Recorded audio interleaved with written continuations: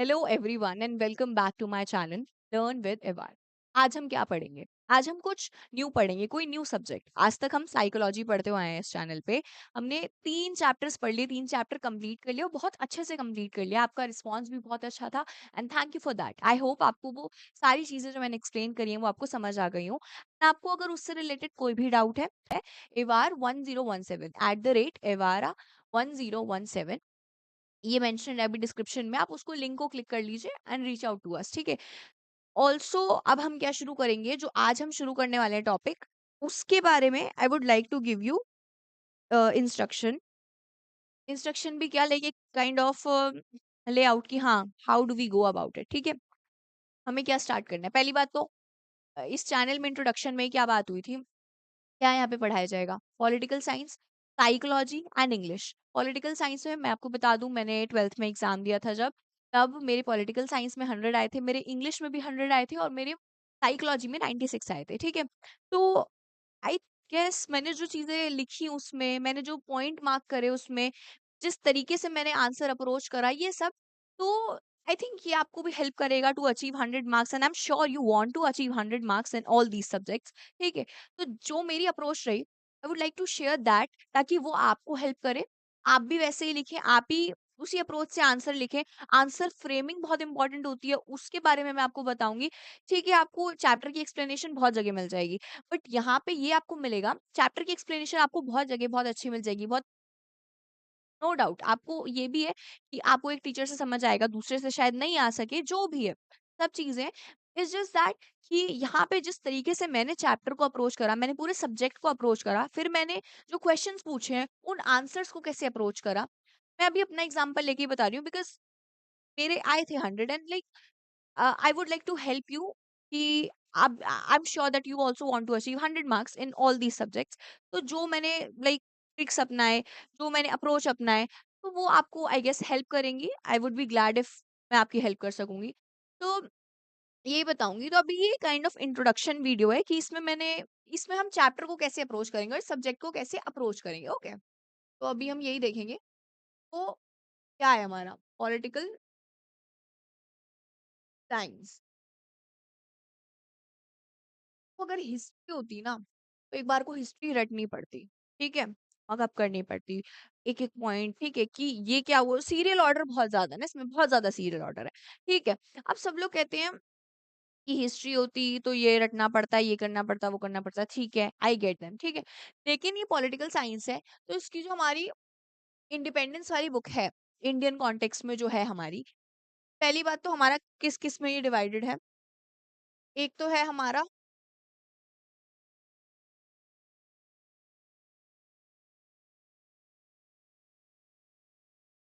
ये है हमारा इंटरनेशनल कॉन्टेक्स्ट में, ओके।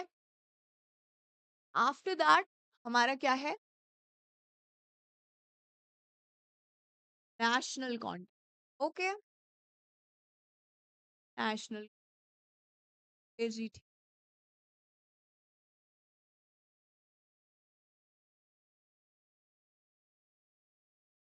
इसमें हमारे में बताया क्या है, हमारे में ना, ये पॉलिटिकल साइंस जो है, क्योंकि ये इंडियन कॉन्टेक्स्ट और इंटरनेशनल कॉन्टेक्स्ट में है, और इसमें ये बताया गया है, इसमें है कोल्ड वॉर एरा के बाद की बातें बताई गई हैं, ठीक है। कोल्ड वॉर एरा के बाद से लेके अब तक ये वर्ल्ड कैसे, इंटरनेशनल कॉन्टेक्स्ट में क्या गवर्नेंस है, क्या चल रहा है, कौन सी ट्रीटी हुई है, ये सब बताया।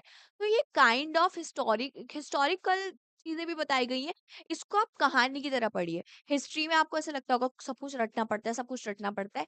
आपको कुछ कुछ चीजें, कीवर्ड्स आपको याद रहने चाहिए, रटना कुछ नहीं पड़ता है, कीवर्ड्स आपको याद रहने चाहिए, ठीक है। तो ये है, जैसे नेशनल कॉन्टेक्स्ट है, इसमें हमें बताया गया है कि nation building, like after independence क्या क्या इश्यूज आए, क्या क्या चैलेंजेस आए, उसको कैसे ओवरकम करा गया। उसके बाद आफ्टर मतलब इंडिपेंडेंस जो इलेक्शंस हुए, फिर वन पार्टी डोमिनेंस, कैसे एक पार्टी का एक पार्टी का लाइक डाउनफॉल हुआ, ये सब बताया गया है। लाइक वोटिंग शेयर वगैरह में अगर आप देखें तो यही बैठ रहा है कॉन्टेक्स्ट की, ये इंडिपेंडेंस हुआ, उसके बाद कैसे एक पार्टी जीती गई, उसकी लाइक डोमिनेंस उसका बढ़ता गया, बढ़ता गया, और उसका डोमिनेंस हमेशा रहा अंटिल 2014, ठीक है? उसके बाद कैसे डिक्लाइन होती रही। नॉट अंटिल 2014, क्योंकि उसके बीच-बीच में भी ऐसे बहुत सारे पीरियड आए हैं जब उनका लाइक डाउनफॉल हुआ है, ठीक है? तो ये हो गया नेशनल कॉन्टेक्स्ट में, ये हो गया इंटरनेशनल कॉन्टेक्स्ट में। अब इसमें इसमें देखो क्या बोला गया है हमसे? इसमें हमसे बोला गया है कि इसमें हमसे बोला गया है, पहले तो हमसे बोला गया है, क्या बोला गया है कि क्या दिक्कत है हमारी? ये है 1947 से लेके एक अभी टिल नाउ, कहानी अब तक, ठीक है जी, कहानी अब तक, 1947 से कहानी अब तक, किस कॉन्टेक्स्ट में? नेशनल कॉन्टेक्स्ट, ठीक है, नेशनल कॉन्टेक्स्ट में, ओके। अब यहाँ पे क्या बताया गया है? Cold war, post cold war, cold war हो गया, ओके, कोल्ड वॉर हो गया, ये किसके बीच में हुआ? यूएस एंड यूएसएसआर, ठीक है, ये तो आपको बहुत अच्छे से पता होगा, ठीक है। कोल्ड वॉर से लेके टिल नाउ, कि पहले बाइपोलर वर्ल्ड था, फिर यूनिपोलर हुआ, ठीक है, अब मल्टीपोलर है या यूनिपोलर है, क्या है, ठीक है, ये चीज है।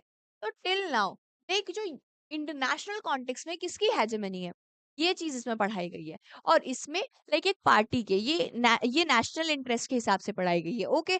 इसमें इसमें मेजरली किसकी बात करी गई है? इसमें पॉलिटिकल पार्टीज की बात करी गई है, ओके, पार्टीज की बात करी गई है, ठीक है जी, ओके।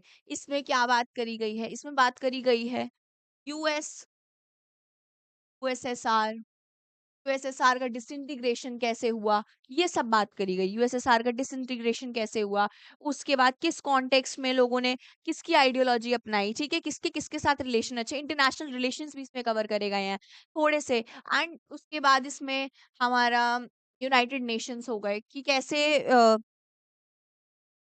अलग अलग जो कंट्रीज होती है, इंटर इंटर गवर्नमेंटल या फिर इंटर कंट्री का ये रिलेशन कैसे होता है, सुप्रा नेशनल कॉन्टेक्स्ट में कैसे रिलेशन बनाए जाते हैं, ठीक है, कैसे कंटिन्यू करे जाते हैं, ठीक है, ये सब चीजें हो गई हमारी।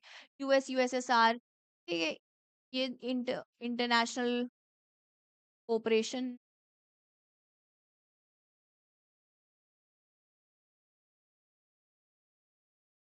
उसके बाद इतने सारे जो रीजनल ब्लॉक्स बनाए गए हैं, ठीक है, रीजनल ब्लॉक्स बनाए गए हैं, या फिर लाइक यूनाइटेड नेशंस हो गया, वो रीजनल ब्लॉक तो नहीं, लाइक वो इंटरकॉन्टिनेंटल, इंटरकॉन्टिनेंटल भी क्या, इंटरनेशनल, ये इंटरनेशनल इंटरनेशनल प्लेटफॉर्म, ठीक है, इंटरनेशनल प्लेटफॉर्म है ये।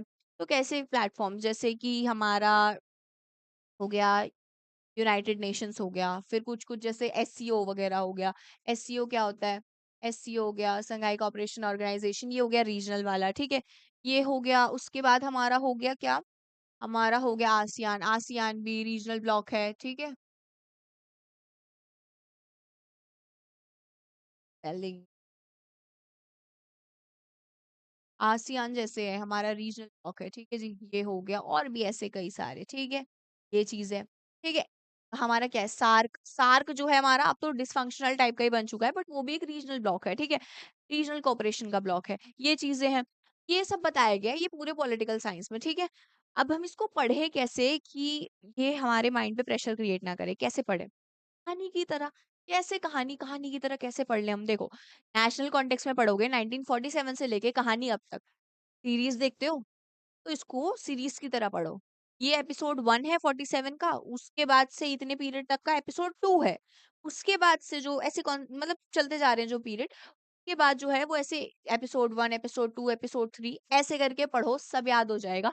और ये जो टिल नाउ वाला है, ये हो गया आपके इस सीजन का एंड, ठीक है, इस सीजन का एंड हो गया आपके। एंड आप इसको कहानी की तरह पढ़ो।